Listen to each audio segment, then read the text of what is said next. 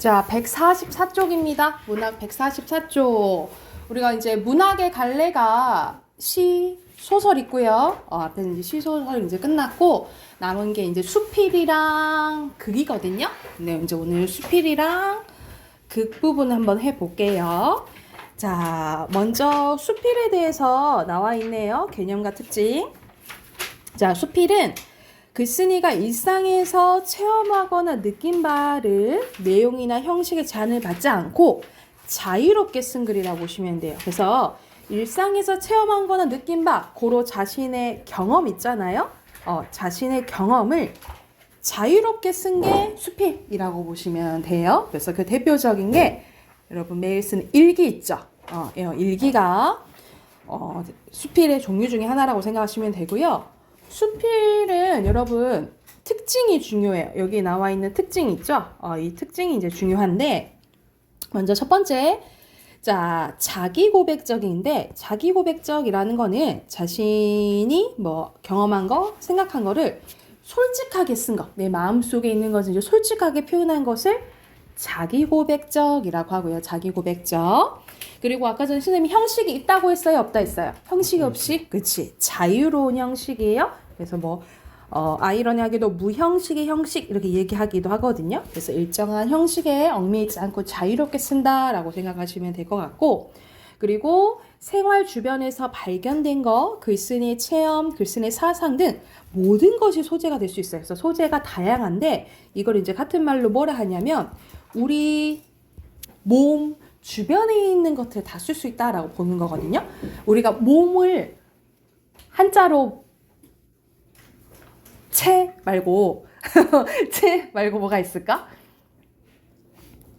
뭐라 하죠? 뭔 채라 하잖아. 육체. 육체 말고 신체. 신체. 그렇지. 몸 신자 써요. 우리 몸 주변에 있는 것들을 잡다하게 다 쓸 수 있어요. 그래서 신변잡기적이라고 해요. 신변잡기적은 우리 몸 주변에 있는 것들 다 쓸 수 있다. 말 그대로 소재가 다양하다. 이렇게 보시면 될 것 같고요. 글쓴이가 자신의 이야기를 쓰기 때문에 글쓴이의 성격이라든지 취미, 가치관들이 잘 드러나거든요. 그래서 말 그대로 개별적인 성질이 다 드러나는 거야. 그래서 개성적이라고 보시면 되고, 선생님이 수필의 대표적인 예시가 일기라고 했잖아요. 그죠? 근데 여러분 우리 일기 전문가 따로 있나? 아니요. 아니, 누구나 쓸 수 있잖아요. 그쵸? 이 누구나 쓸 수 있다는 게 비전문적이에요. 비전문적. 그리고 대체로 산문 양식에 비해서 길이가 짧습니다. 우리 산문 문학은 줄거리 형식을 산문 문학이라 하거든요. 그래서 대표적으로 앞에서 했던 소설 있죠? 소설도 산문 문학이에요. 그래서 간결한 산문 문학이고요. 더 붙여서 특징이 뭐 자신이 진짜 경험한 것인가, 사실적이라든지 생각 들어가니까 주관적이라고 보시면 되고요. 또는 보통 좀 남길 만한 것들을 보통 쓰거든요. 그래서 성찰적, 교훈적이라고 보시면 됩니다. 자, 근데 여기서 수필에 종류가 안 나와 있더라고요. 위에다가 추가적으로 쓸게요. 자, 수필의 종류는 다루는 소재나 다루는 주제가 좀 가볍냐 무겁냐에 따라서 경수필과 중수필로 나뉘어져요. 자, 경수필은 아까 선생님 말했던 뭐 일기라든지 뭐 독후감, 뭐 편지, 여행 갔다 쓴 뭐 기행문 이런 것들이 대표적인 경수필이거든요.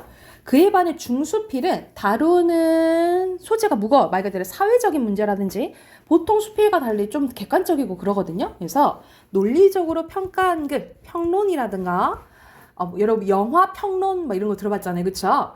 아니면 우리 신문 기자들이 쓰는 그 사회적인 문제에 대해서 쓴 글을 칼럼이라 하거든요. 그래서 칼럼도 대표적인 중수필이라고 보시면 돼요.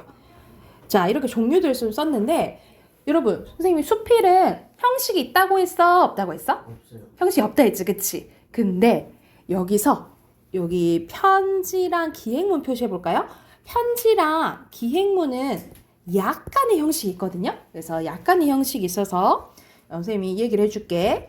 자, 편지를 한번 봐봅시다. 편지는 수인아, 안녕, 잘 지냈니? 하고 먼저 인사를 하잖아요. 그쵸? 이 첫인사 부분을 뭐라 하냐면 서두라고 해요. 서두.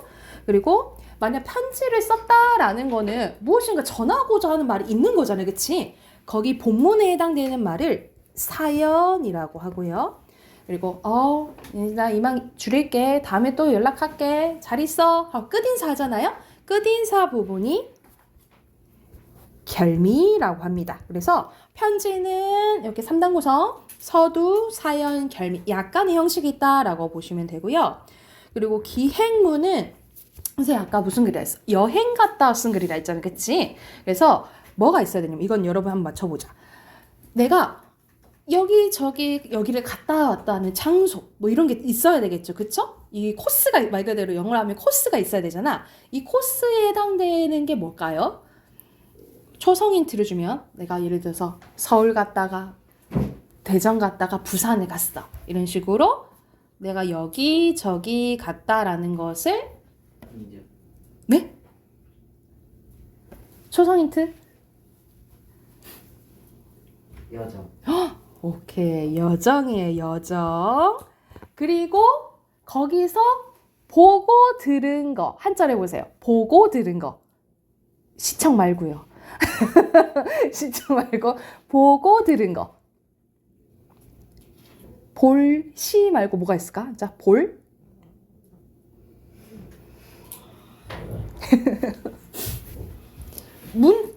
내가 말해버렸다.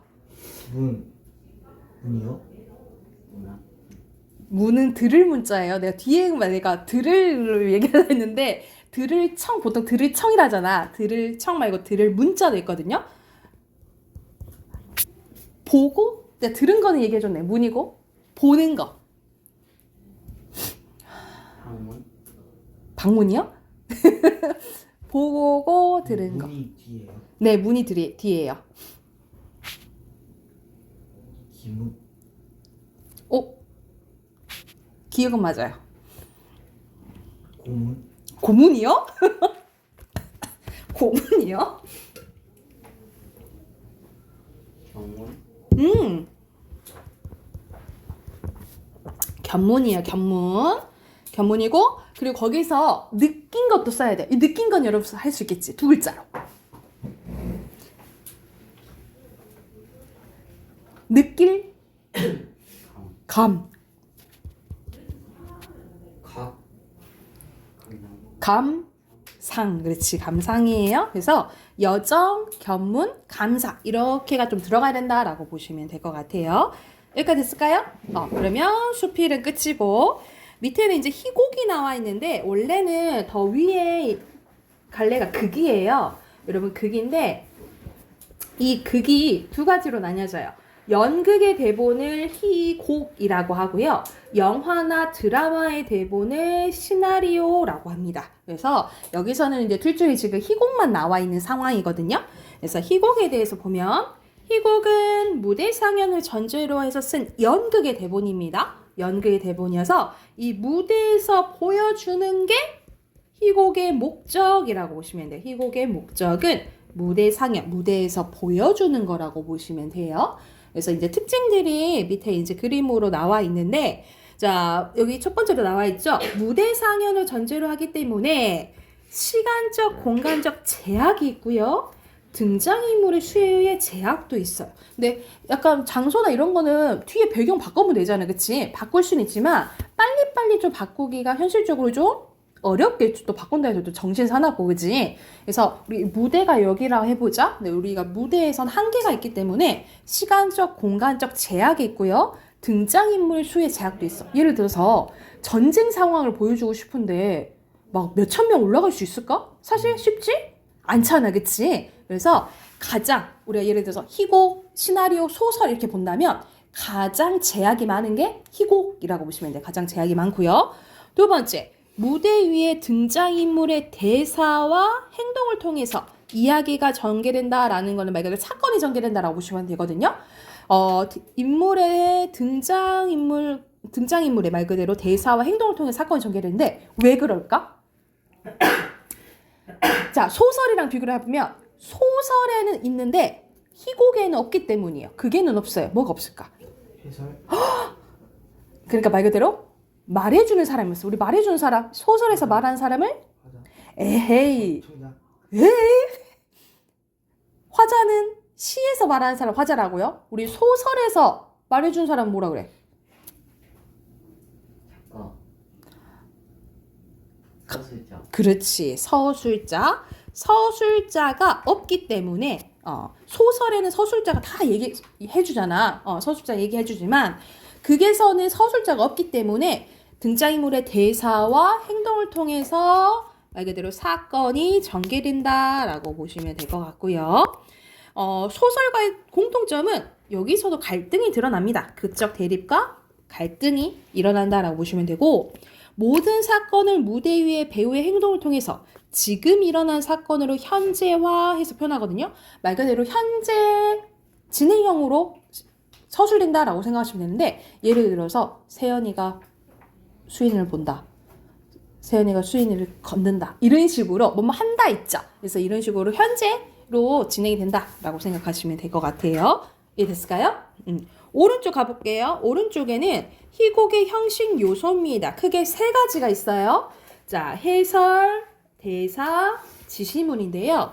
자, 해설은 왜 있냐? 아까 전에 희곡에서는 서술자가 없다 했잖아. 그치? 말해주는 사람 없기 때문에 맨 처음에 어떤 상황인지는 설명을 좀 해줘야 될 거 아니에요? 거기에 해당되는 부분이 해설이라고 생각하시면 돼요. 그래서 희곡의 첫머리에서 등장인물, 무대 장치, 배경 등을 설명해 줄 말을 해설이라고 보시면 되고요.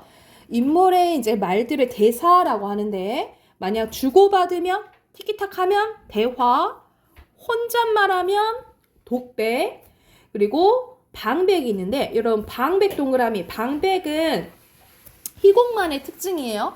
자, 방백은 뭐냐면 관객한테는 들려. 관객한테는 들리지만 무대 위에 상대방한테는 들리지 않는다는 것으로 약속한 말이라고 보시면 돼요. 그래서 예를 들어서 무대에 딱 이제 극이 진행이 되다가 빠밤 하고 막 멈춰 갑자기 그랬더니 야 어떤 인물이 얘기하는 거지 관객한테 이것들 보세요. 내가 요놈들 싸울 줄 알았다니까요. 이런 식으로 관객한테만 들리고 얘네들한테는 안 들린다고 약속한 대사 있죠. 그것을 뭐라 한다? 방백이라고 해요. 그래서 대사에는 세 가지 뭐 있어요? 대화, 독백, 방백이 있다라고 보시면 되고요. 자, 지시문은 크게 두 가지로 나뉘어져요. 무대 지시문과 행동 지시문으로 나뉘어지는데 무대 지시문은 말 그대로 무대의 장치나 음향, 조명, 배경을 지시하는 말이고요. 행동 지시문은 우리 보통 이렇게 가로 안에 있는 것들 있잖아요. 인물들의 동작, 표정, 말투, 심리를 지시하는 말이라고 생각하시면 될 것 같아요. 그래서 이 표가 여러분 머릿속에 있어야겠지? 희곡의 3요소 뭐예요? 해설, 대사, 지시문. 그리고 대사에는 뭐 있어? 대화, 독백, 방백. 지시문에는 무대 지시문, 행동 지시문 또는 뭐 동작 지시문 이렇게 부르기도 해요. 자, 밑에는 희곡의 구성 단계입니다. 우리 소설에도 구성 단계 있잖아. 소설의 구성 단계는 뭐지? 발단, 전개, 결정. 네? 위기. 그 다음에 절정, 결말이잖아. 근데 여기서는 조금 달라요. 발단, 전개, 뭐가 없어? 위기가 없이 바로 뭐예요? 절정이에요. 그 다음에 하강, 대단원이라고 보시면 돼요. 그래서 이 수는 이렇게 올라가는 거는 갈등의 정도를 표시한 거거든요. 갈등의 정도를 표시한 거고. 근데 말만 다르지 하는 역할은 거의 비슷하다라고 생각하시면 될 것 같아요. 발단은 인물과 배경 속에 어떤 사건이 일어날 것 같다라는 사건의 실마리가 나오고요. 전개에서는 사건이 시작하면서 뭐가 시작? 갈등이 시작하는 거예요. 그리고 갈등의 최고조가 절정. 어떻게 해결되겠다? 갈등 해결의 실마리가 제시되는 게 하강. 마지막에 갈등이 해소되고 사건이 마무리되고 그리고 주제가 제시되는 부분이 대단원이라고 보시면 될 것 같아요. 그래서 조금은 다르죠? 그래서 발단, 전개, 바로 뭐야? 절정, 하강, 대단원 이렇게 기억해 두시면 돼요. 이게 됐을까요? 양쪽에 이런 밑에 네 문제 있잖아요. 네 문제 풀고 넘어갈게요.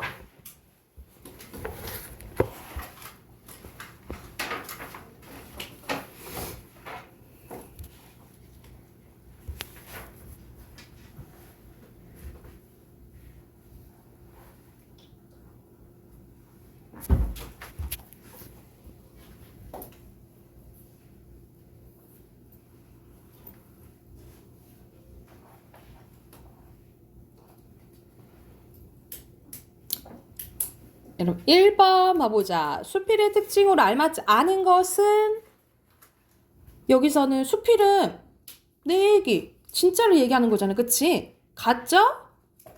아니죠. 5번이에요. 그래서 만약 수필에서 나로 나오면 그 글쓴이 자신이라고 보시면 돼요. 2번에 희곡에 대한 설명을 적절하지 않은 것은 4번. 희곡은 제약이 심하다 했죠? 4번이고요. 그리고 3번에 여기서는 가로친 거는 어디에 해당된다 했어? 행동지. 그렇지. 지시문 이렇게 써도 되고요. 행동 지시문 써도 돼요. 그리고 4번에 관계관태만 들리는 건 4번. 방백이죠? 4번입니다. 우선은 문장 여기까지 하고요. 비문학 오늘 좀 더 할게요. 134쪽.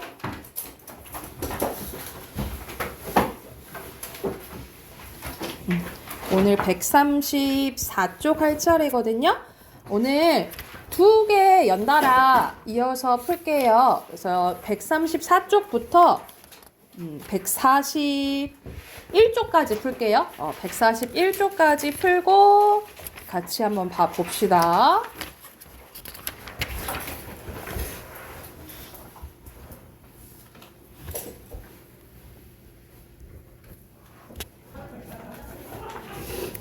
여러분 같이 한번 봐볼까요? 자, 134쪽 보면은요, 여기서는 동물 문양의 상징성에 대해서 얘기하는 본문 같이 한번 봐볼게요. 문양은 물건의 표면에 나타내는 모든 특징이 있는 모양을 의미합니다. 언어가 발달하지 않았던 시대에는 의사표현의 수단으로 표식이나 기호가 이제 이용이 되었는데 이것이 시간의 흐름에 따라서 문자와 그림으로 발달하였고 그림은 다시 회화와 문양으로 나누어지게 됐대요. 그래서 전통 주택의 실내 공간과 가구를 살펴보면 다양한 문양으로 장식되어 있는데 이러한 문양들은 조상들의 생활 습관과 아울러 그 당시의 사회적 배경, 개인적 염원, 신앙 등을 이해하는 데 도움을 준대요. 이 중 동물 문양은 서수서 금문이라고 하는데 용, 호랑이, 박쥐, 학, 기러기, 봉황, 물고기 등 문양의 소재로 많이 이용됐대요. 그래서 먼저 대표적인 게 용과 호랑이가 있는데 용은 상상의 동물로서 힘의 수호신을 상징했대요. 또한 자연에게 힘을 주는 상징 또는 비나 폭우 등 자연을 새롭게 하는 봄의 상징을 여겼대. 그래서 보통 우리가 용하면 왕이잖아. 그치? 호랑이는 종우야 똑바로 앉고 똑바로 앉아서 자 허리 펴세요. 똑바로 앉으세요. 호랑이는 서쪽을 지켜주는 상징적인 동물로 여겼는데 우리가 고분벽화 사신도 하면은 하나가 이제 백호인데요. 그 밖에도 호랑이는 권위와 위엄의 상징 그리고 인간의 도움을 받으면 은혜 갚는 보은의 동물로 묘사됩니다. 그래서 우리가 우화 소설에 많이 나오죠, 그죠? 박쥐는 장수 동물이면서 번식력이 있기 때문에 안방 가구의 금속 장식이나 여성 소품의 문양으로 많이 이용되었는데요. 박쥐는 편복이라고도 하는데 편복의 복자가 행운과 행복을 뜻하는 복복자와 발음이 같아서 복을 상징한대요. 우리가 보통 박쥐 하면 좀 징그럽게 생각하는데 이런 의미가 있다는 거지. 박쥐 문양이 의복, 가구의 금속 장식, 그릇, 떡살 등에 이용된 것은 복을 상징하기 위함이고 또 박쥐 5마리를 넣어 오복을 표현하기로 했는데 오복은 오래 살고 부귀를 누리며 건강하고 덕이 있고 명대로 살다가 편하게 죽는 것을 오복이라고 해요. 새들도 다양한 상징성을 가지고 있습니다. 학은 단학 또는 쌍학의 형태로 구름, 소나무 함께 상서로움을 상징하는 문양으로 널리 사용되었고요. 구름과 학이 그릇의 장식 문양으로 쓰인 것은 통일 신라시대 유물에서부터 찾아볼 수 있으며 고려시대는 상감청자의 선악이 구름 사이로 나는 모습이 있습니다. 기러기는 언제나 짝을 지어 날고 결코 두 번째 짝을 맺지 않는다고 해서 전통 혼인 풍속에서 백년해로를 상징하는 나무 기러기가 쓰여져 왔고 봉황은 덕, 인, 믿음, 의리를 갖춘 아름다운 새로 천하가 태평할 때 출현한다라고 여겨왔대요. 마지막으로 물고기는 어로 생활을 해서 풍요를 기원하는 주술적인 의미를 갖고 있는데 신석기에 그려진 암벽에 물고기를 비롯해서 삼국시대는 장신구, 토우, 금이나 은으로 만든 그릇에 고려시대에는 관복의 허리띠에 물고기 문양이 그려져 있는데 각각 부기, 다산, 번영을 의미한다라고 나와 있네요. 그래서 여기서 주된으로 봐야 될 거는 뭐야? 각각 어떤 동물이 어떤 것을 상징하는지 잘 봐야 되겠죠. 그죠? 그래서 1번 봐보자. 1번의 내용 일치 문제네요. 일치하는 것은 몇 번? 2번이고요. 자, 2번에 여기서는 어머니가 항상 할머니께서 항상 건강하셔서 건강, 장수 이거를 포함하고 있는 건 박쥐죠. 2번이고요. 3번에 A가 표식이거든요. 표식은 어떤 것은 다른 거 구별하게 이제 보이게끔 하는 거죠. 그렇죠? 그래서 유사한 거, 다른 거 좀 구별해야 돼. 1번 2번 구별하는 게 좀 들어가는 거는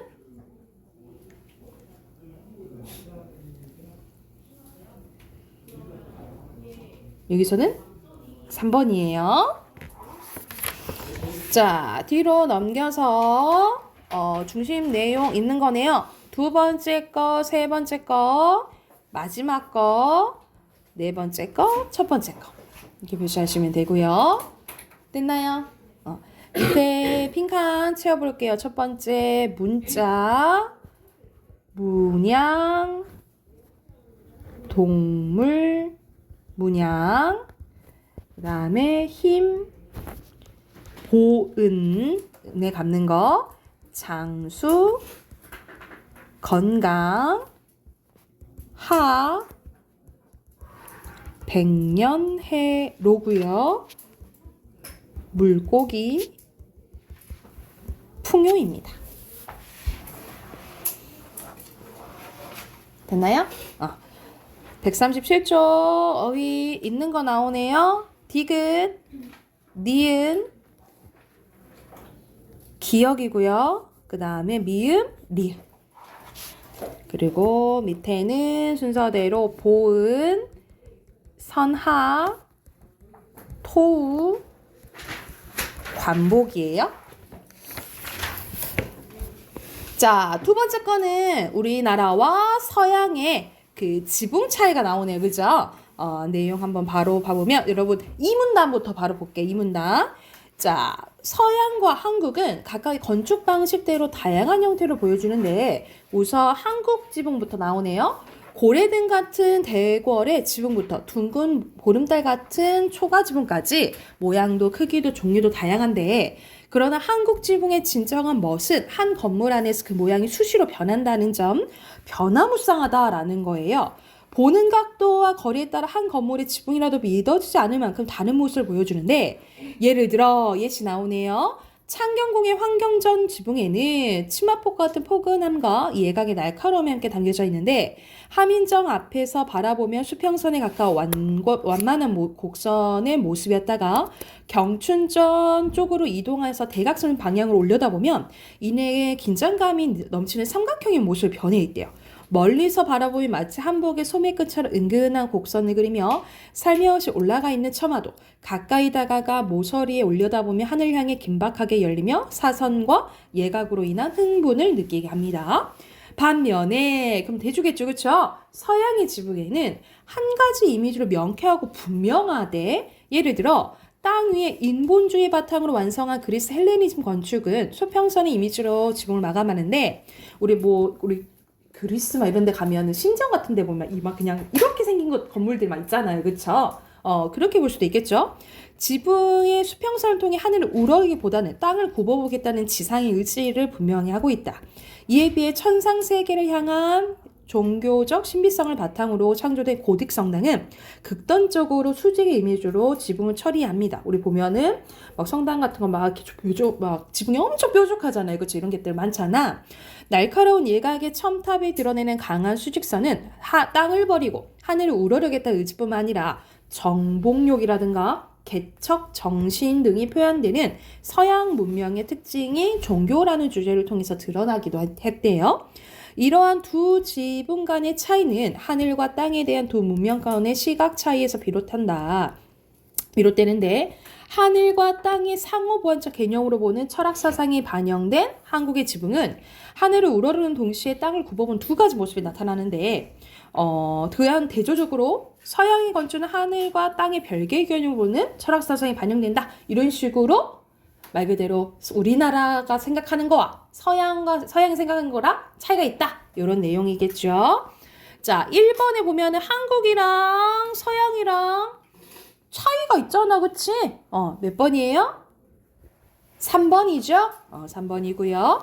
2번에 기억과 니은에 대한 설명으로 적절하지 않은 것을 딱 봐도 여기서는 가장 우리나라는 변한다 했죠? 근데 서양은 일관됐다 했잖아, 그치? 땡, 1번이에요. 그리고 3번의 A와 가장 가까운 것은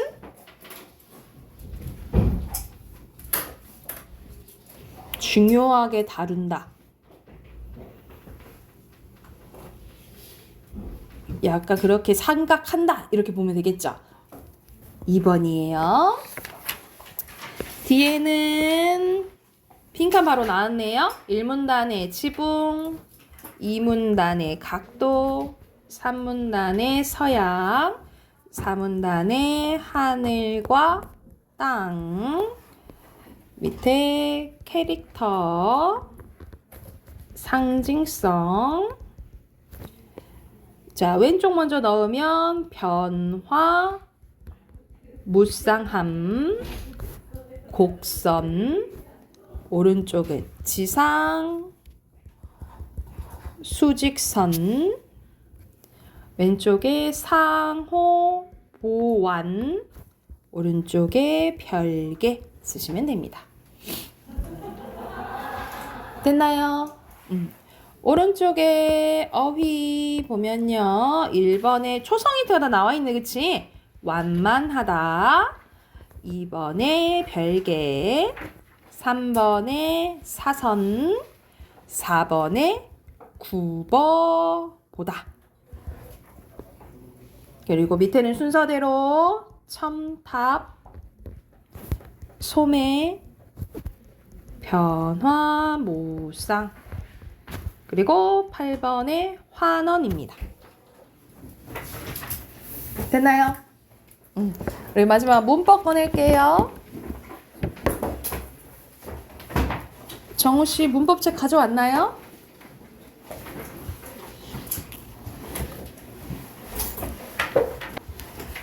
자, 오늘 할 차례는 162쪽입니다. 우리 거의 이제 문법책도 끝나가거든요. 162쪽 펴시면 될 것 같아요. 자, 오늘은 조금 외울 게 있어요, 여러분. 오늘 조금 외울 게 있는데 오늘 할 부분이 형태소예요. 오늘 할 부분이 형태소인데 우리 형태소는 뭐라고 생각하시면 되냐면 문법 단위 중에 뜻을 가지고 있지만 가장 작은 거라고 생각하시면 돼요. 우리가 이제 새 책을 하게 되면 항상 보통 문법에서 제일 먼저 나오는 부분이 의문이거든요. 의문은 여러분이 쓰는 기역, 니은, 디귿, 아, 야, 어, 여, 의문 있죠. 의문, 자음모음 있잖아요. 자음모음을 의문이라고 하는데 이 의문은 뜻을 구별해주는 단위라고 보시면 돼요. 뜻을 구별해주는 단위라면 요거보다 큰 게 형태소. 오늘 배울 형태소예요. 여러분, 형태소는 뜻을 가진 것 중에 가장 작은 거라고 보면 돼. 뜻을 가지고 있는데 가장 작은 거. 요거보다 크고 다 같은 게 단어고요. 이 단어보다 큰 게 어절. 우리 보통 어절은 뭐 좀 띄어쓰기 단위라 보시면 되죠. 그래서 우리 문제에서 3어절로 쓰시오 이런 거 나오잖아요, 그지? 그리고 이거보다 큰 게 구. 네, 우리가 구라는 말은 영어에서는 동사고 뭐 이런 거 많이 쓰잖아요. 근데 국어에서는 그렇게 많이 쓰지는 않아요. 이거보다 큰 게 절이고요. 주어와 서술어를 갖고 있지만 완전히 끝나지 않는 게 절이고, 주어랑 서술어를 가지고 있고 완전히 끝난 게 우리 문장이에요. 이 순으로 이렇게 점점점 커진다라고 생각하면 돼요. 이해됐을까요? 그래서 이것 중에 오늘 할 게 이제 형태소인데요. 자, 형태소의 뜻 봐볼게. 자, 형태소는요, 뜻을 가졌어? 근데 가장 작은 말이 단위라고 보시면 돼요. 더 나누면 본래 의미가 없어져요. 예를 들어서 길이라는 것이 있어. 근데 우리가 길이 있는데 이거를 기랑 리을로 나눠버리면 의미가 유지가 되나? 안 되지, 그치? 예를 들어서 바다도 봐보자. 바다도 바랑 달을 나눠버려. 그러면 유지가 되나? 안 되지, 그치? 그래서 바다는 하나의 형태소도 되고요.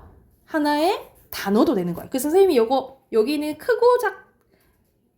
크고 같다 이렇게 표시했지, 그치? 그래서 같을 수도 있는 거야. 이해됐나요?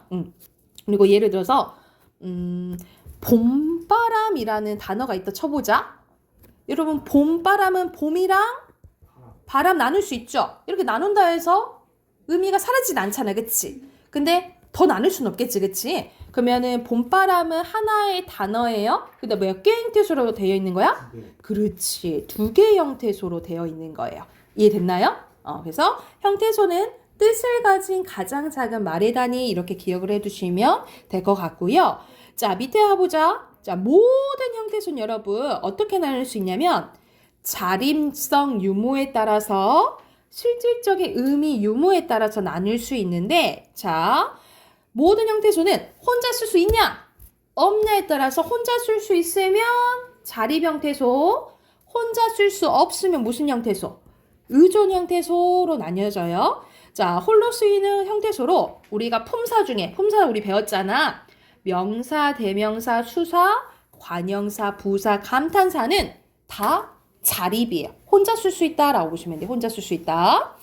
근데 그에 반해 우리 조사나 용언, 여러분 용언에는 뭐 있어? 부사, 형사, 에이, 동사. 동사랑 형용사를 묶어서 용언이라 하죠. 그쵸? 근데 동사, 형용사가 다 의존 형태소가 아니라 어떻게 나냐면 우리가 먹다가 하나의 동사야. 그치? 먹다가. 그런데 우리가 동사나 형용사는 바뀐다라고 배웠죠. 바뀌는 현상을 활용이라고 하는데 어떻게 바뀌냐면 먹니? 먹구나. 먹지? 이렇게 바뀌어요. 그죠? 근데 이렇게 봤을 때 먹은 변해 안 변해?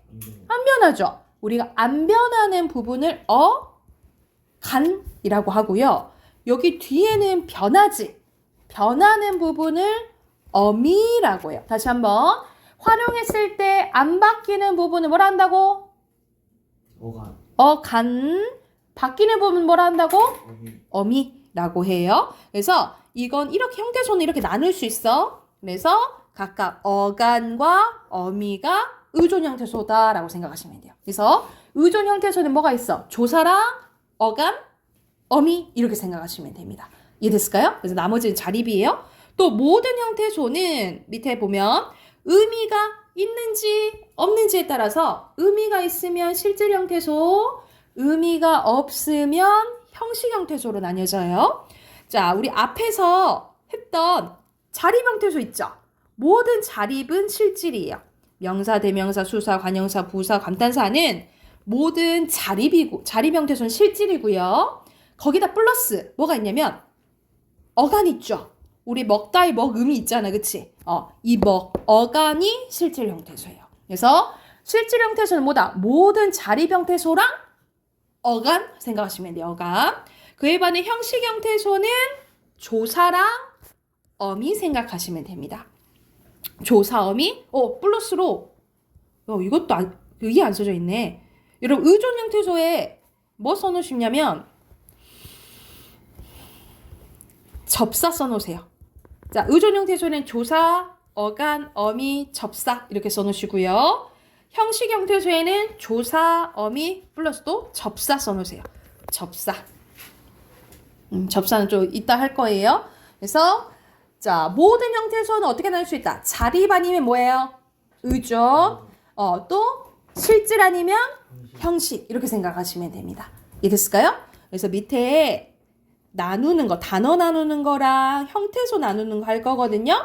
자, 먼저 선생님이 단어로 나눠볼게요. 단어로도 나눌 줄 알고 형태소로 나눌 줄 알아야 돼. 단어로 나누면 얼굴이 매우 작다예요. 그래서 단어는 총 몇 개예요? 네 개. 네 개죠, 그쵸? 네, 형태소는 나뉘어져 있지? 얼굴, 이, 매우, 박, 다 이렇게 나눌 줄 알아야 돼. 이해됐죠? 그래서 자 바로 얘기하면 얼굴은 명사예요. 그래서 자립이면서 뭐야? 실질이야. 이랬나요? 자립 실질. 이는 여러분 조사죠. 조사니까 뭐겠어? 의존이면서 형식. 형식. 그렇지. 매우는 부사예요. 자립이면서 실질이에요. 박은 어간이죠. 어간은 뭐야? 의존. 의존이면서 실질이에요. 다는 어미예요, 여러분. 어미여서 의존이면서 형식. 형식이에요. 이해됐나요? 이런 식으로 분석할 줄 알아야 되고. 자, 여기 밑에도 선생님이 단어로 나눠볼게. 나눠보자. 어제 팥죽은 하나의 큰 단어야. 팥죽을 먹었다. 그럼 몇 개? 이것도 4개네요. 그쵸? 근데 형태소로 나누면 다 나눠요. 어제 팥죽을 먹었다. 이렇게 나뉘어지는 거야. 그래서 어제는 부사예요. 그래서 자립실질이야. 팥죽도 마찬가지야. 팥이랑 죽도 각각 명사잖아요. 자립실질이야. 선생님 잘못 말하면 얘기해. 알겠지? 그리고 을은 조사예요. 의존 형식이에요. 됐나요? 먹은 뭐야? 어미. 에이. 간. 어간이니까 의존 실질이야. 엇은 과거를 나타낸 얘도 어미예요. 그러면 의존 형식이야. 다는 아까 뭐라 했어? 어미라 했지? 그럼 얘도 뭐겠어? 의존. 의존 형식. 형식이에요. 이랬나요? 여러분 하나만 더 예문 써볼게. 밑에다 써볼게요. 나는 꿈을 꾼다. 라는 문장이 있어요. 이거를 단어로 나눠볼까요? 어떻게 나눌 수 있어? 나는 나는 꿈을. 나 나는 는 정말 꿈을 꾼다.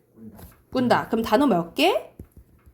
5개죠. 그쵸? 선생님이 형태소로도 나눠보고 형태소는 나눌 수 있으니까 다 나눠야 돼. 어떻게 나눌 수 있겠어? 나는 나는 꿈. 꿈은 기본형이 뭐가 있어? 꾸다가 있죠. 어떻게 나눌 수 있냐? 꾸랑 미음이랑 나눌 수 있어요. 이해됐어요? 그 다음에 을. 그럼 이것도 마찬가지겠지. 꾸, 니은, 다. 오, 이렇게 나눠지는 거야. 그러면 하나, 둘, 셋, 넷, 다, 일곱, 여덟 개 맞나요? 네. 형태소는 8개 이렇게 나눠지는 거야. 이해됐어요? 특히 여러분 여기서 꾸 어간이에요. 그러니까 의존이면서 실질이겠죠. 얘는 접사야. 우리 품사를 바꿔주는 걸 접사라 하거든요. 접사는 아까 뭐라 했지? 의존이면서 형식. 형식. 그렇지. 의존이면 형식이에요. 얘는 조사고 얘는 어간이겠죠? 이 니은도 여러분 뭐냐면 미예요. 현재를 나타내주는 어미야. 그러니까 당연히 의존이면서 뭐겠어? 형식이겠죠. 이해됐나요? 이렇게 분석할 줄 알아야 돼. 오케이? 그럼 해당하는 문제 여기 오른쪽에 163쪽 있잖아요. 바로 풀어볼게요. 필기하시고 163쪽 푸시면 됩니다.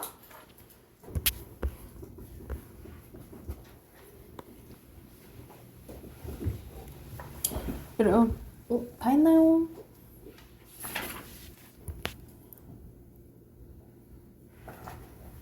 자, 바로 해볼까요? 1번의 OX 하나의 형태소는 당연히 하나이겠죠? O 2번에 X고요. 뜻을 가진 작은 단위라 했어요. 3번에 자립성 유무 O 맞죠? 4번에 X 의존 형태소겠죠? 5번에 O 맞아요. 여러분 설은 선생님 동그라미 칠게. 자립 실질 이상하면 얘기하세요. 높은 의존 실질, 하늘 자립 실질, 이 의존 형식, 고구마 자립 실질. 맞죠? 이상하면 얘기하세요. 넘어가 되겠나요? 확인했나요? 다 됐어요? 자, 밑에는 선생님이 나눌게요. 우리 말 들꽃 좋다. 여러분 좋다 할 때 이렇게 의존 형태에서는 보통 이렇게 표시해요. 앞이나 뒤에 와야 된다는 소리야. 다리 웃는 짐승 파랗다 사과 토끼 걷고 자, 우리 한 장 더 할게요. 164쪽 갑시다. 164쪽 보면은 자, 우리가 어근과 접사에 대해서 나와요. 아까 선생님이 잠깐 접사 언급했잖아. 그치? 자, 이 어근과 접사는 뭐 할 때 이제 나오는 어휘들이냐면 단어를 만들 때, 단어를 형성할 때 쓰는 단어들이거든요. 말 그대로 우리 선생님 예를 들면 시어머니란 단어가 있어요, 여러분. 그러면 시랑 어머니 이렇게 나눌 수 있잖아요. 그치? 근데 여기서 핵심 중심을 나타내는 단어는 시일까 어머니일까? 어머니. 어머니가 더 중요하지. 그치? 이런 식으로 중심 부분에 해당되는 것을 의미를 갖고 있는 이 중심 부분을 어근이라고 해요. 어근이라고 하고 이 어근에 붙어서 어머니긴 어머니인데 시어머니라는 거잖아요. 그치? 이렇게 어근에 붙어서 뜻을 한정해 주거나 아까 전에 꿈처럼 꿈의 미음처럼 품사를 바꿔주는 것을 접사라고 해요. 이해됐나요? 그래서 얘는 앞에 붙었잖아. 앞에 붙으면 접두사. 머리 두 자를 써서 접두사라고 하고요. 뒤에 붙으면 전미사. 꼬리 밑자가 붙어서 접미사라고 불러요. 이해됐을까요? 그래서 밑에 개념 봐볼게요. 자, 어근은요. 어근은 한 단어에서 밑줄 그어놓자. 한 단어에서 실질적인 의미를 나타내는 중심 부분이라고 보시면 돼서 다 의미를 갖고 있으니까 실질 형태 소겠죠. 그쵸? 그래서 하나의 단어는 한 개 이상의 어근으로 이루어진다라고 보시면 될 것 같고요. 접사는 한 단어에서 어근의 앞뒤에 붙어서 특정한 의미나 문법적인 기능을 더해주는 주변 부분이라 보시면 돼요. 그래서 여러분 접사는 여기 별표 외우세요. 무조건 의존 형태 소자, 형식 형태 소라고 보시면 돼요. 왜냐하면 헷갈리거든요. 왜 그러냐면 밑에 예시 봐봐. 맨발의 맨, 길이의 이가 접사거든요. 선생님, 맨은 다른 것이 없는 뜻이라며요. 그러면 실질 형태소 아니에요? 라고 헷갈린단 말이지. 그치? 근데 언어학자들이 약속한 거야. 우리 이제 언어학자들이 그냥 무조건 접사는 의존 형태소면서 형식 형태소야 라고 그냥 정해버린 거예요. 그래서 이렇게 뜻이 있다고 헷갈리면 안 돼. 접사는 무조건 뭐라고? 의존 형태소면서 형식 형태소다 라고 기억해 두시면 돼요. 이해됐을까요? 그래서 이건 조금 외워두시고 자 밑에 나와 있죠. 앞에 붙으면 접두사라고 했지. 그치? 근데 여러분 접두사와 접미사의 차이점은 위치뿐만 아니라 기능도 있는데 얘는 품사를 바꿔주지 못해. 앞에 붙어서 품사를 바꿔주지 못해. 그런데 접미사는 뭐를 바꿔줄 수 있어요? 품사를 바꿔줄 수 있어요. 품사를. 그래서 여러분 예시 한번 봐볼게. 풋사과의 풋, 햇과일의 햇, 군말의 군, 짓누르다의 짓, 설익다의 설, 빗대다의 빗, 새하의 태, 새가 대표적인 접두사거든요. 이건 이제 일부분 나이지 더 많아요. 그래서 선생님도 어떻게 단어 볼 때는 이게 어근인지 접사인지 헷갈릴 때가 있거든요. 선생님도 헷갈릴 때가 있어. 그래서 여러분도 이런 예시를 보면서 대체적으로 이거를 접사라고 보는구나 하고 눈에 많이 익혀놔야 돼요. 이해됐죠? 그리고 밑에 접미사 쟁이, 심술쟁이의 쟁이. 여러분 쟁이는 그것의 속성이 많은 사람을 가진 사람을 쟁이라는데 장이랑 구별하셔야 돼요. 장이는 어떠한 전문적인 기술을 가진 사람을 장이라고 하거든요. 그래서 우리가 대장간에서 일하는 사람을 대장장이 또는 우리가 막 시멘트 바르고 막 이렇게 하는 걸 미장지라 하거든요. 그걸 미장이라고 해요. 그래서 전문적인 기술을 가진 사람은 장이. 어떤 속성이 많으면 뭐 쟁이 이렇게 얘기해 주시면 되고 복수를 나타낸 들, 개, 희, 하다 이런 게 대표적인 게 접미사인데요. 여러분 지우개 한번 봐볼까? 지우다는 여러분 품사가 뭐야? 동사. 동사. 근데 지우개는 동사. 명사. 이렇게 바꿔주는 게 품사 바꿔주는 게 전미사예요. 또는 사동, 여러분 사동은 시키는 걸 얘기하는 거고요. 시키는 거. 피동은 당하는 거를 얘기하는 거거든요. 그래서 읽히다, 읽게 하는 거예요. 읽게 하는 거 사동이에요. 닫히다, 문이 닫음이 당해지는 거예요. 그치? 닫히다. 이런 식으로 피동이나 사동을 나타내주는 히가 전미사예요. 그래서 이걸 부를 때 사동전미사 또는 피동전미사 이렇게 불러요. 그리고 하다도 마찬가지야. 생각, 행복은 여러분 명사죠. 명사잖아? 근데 생각한다, 행복한다 이런 식으로 행복한다는 안 되지. 그러니까는 각각 생각한다 동사, 행복하다 형용사로 만들어준 게 하다입니다. 그래서 하다도 전미사라고 보시면 돼요. 이해됐을까요? 그러면 이것도 바로 옆에 문제 있죠? 문제 한번 바로 풀어볼게요.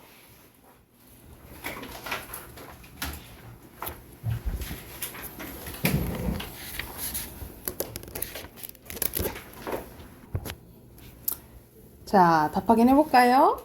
자, 1번에 항상 모든 단어가 접사가 있는 건 아니에요. X, 어근은 뭐 다 있을 수 있고 2번에 O, 3번에 O 의미 있는 거 4번에 O, 5번에 꼭 있어야 되는 거 아니라 했죠. 접사는 그렇죠? 어근은 있어야 되지만 X예요. 자, 밑줄 그라고 했는데 쌤이 동그라미 표시할게요. 다 잘 보이라고. 동그라미 하나예요. 아프, 감자, 발, 열, 보름, 달 이렇게 어근이에요. 됐나요? 선생님이 어근만 좀 동그라미 친 거야. 됐습니까? 넘어 되겠어요? 됐나요? 자, 밑에 헛, 소리, 치, 솥. 자, 이게 좀 애매하긴 한데 치솥까지만 적을게요. 다는 어미니까. 치솥. 아니다. 어근이 녹음, 기, 날, 개, 덧, 저고리 이렇게 하면 될 것 같아요. 됐나요? 여러분 우선 진도는 여기까지 나가고 숙제 내줄게요. 숙제 표시할게요. 여러분 172쪽 펼래요. 172쪽부터 174쪽까지 14번 문제까지잖아요. 그쵸? 14번 문제까지 여기 해당되는 문제거든요. 접사까지. 그래서 이거 숙제로 해오시고요. 단어 오늘 틀린 사람 있으신 분은 단어 써오시고 단원 12강 공부해 오시면 되겠죠. 여러분 내일 방학이니까 내일은 쉬시고 우리 내년에 만나요. 내년에 만납시다. 다음 주 토요일 날 볼게요.